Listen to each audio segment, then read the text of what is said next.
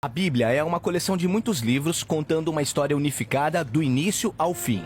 Mas todos esses livros foram escritos em vários estilos literários. É como se você estivesse dentro de uma livraria onde cada corredor tem um tipo de literatura. Há livros de história, de poesia ou não ficção. E quando você está num corredor e escolhe um livro, terá algumas expectativas e estará procurando coisas diferentes. Certo, todas essas obras são de literatura, mas comunicam algo de maneiras diferentes. Sim, e a mesma coisa acontece com a Bíblia. Se não prestarmos atenção ao estilo de cada livro, não vamos entender o quão genial eles são. Então, quais são os principais estilos de literatura na Bíblia? Bem, primeiramente, temos a narrativa. É incrível que ela forma 43% da Bíblia. Depois temos a poesia, que forma 33% da Bíblia.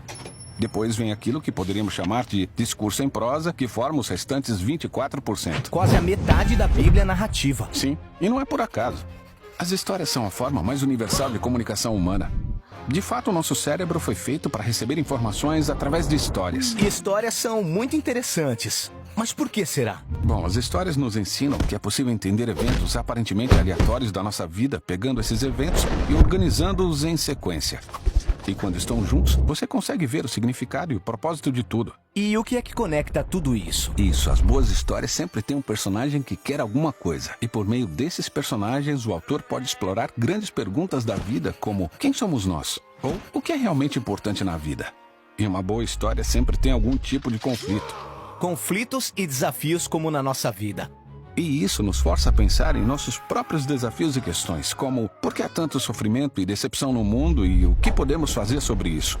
E as histórias geralmente terminam com algum tipo de solução, dando esperança às nossas próprias histórias. Mas essas são histórias bíblicas. Isso quer dizer que os personagens estão me mostrando como eu devo viver? Não, o objetivo não é esse. A maioria dos personagens bíblicos tem grandes falhas de caráter. Não devemos ser como eles, mas devemos nos identificar com eles, o que nos ajuda a ver a nossa vida e os nossos defeitos com uma nova perspectiva. Sem notarmos, essas histórias nos afetam e mudam a maneira que vemos o mundo, as outras pessoas e nós mesmos.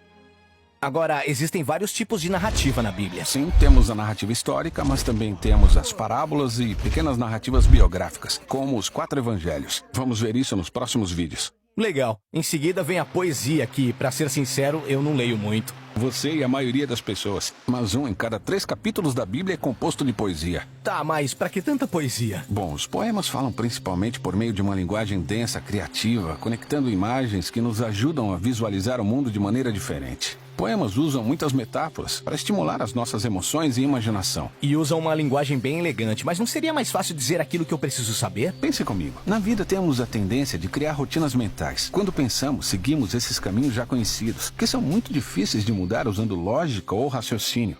Uma poesia de qualidade força nossa mente a sair desse caminho conhecido e entrar em um novo território. Esperto. E existem vários tipos de poesia na Bíblia. Existem vários tipos de canções ou salmos.